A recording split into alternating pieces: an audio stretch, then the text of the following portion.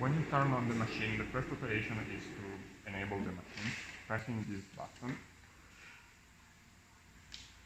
After that, we have to press the reset button on the positioning device to start the calibration of the head. The head rotation can be made only when the clamps are open.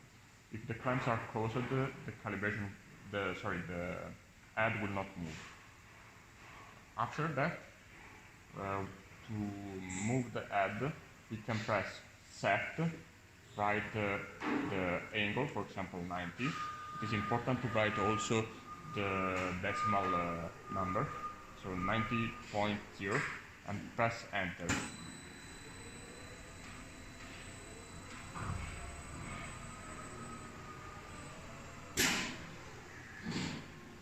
Then we start the blade motor, pressing the one button.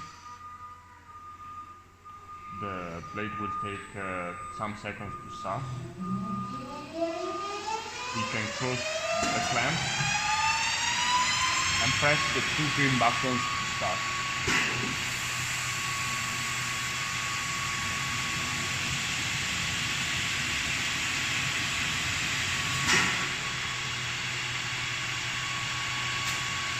If the clamps are closed, we cannot move the head.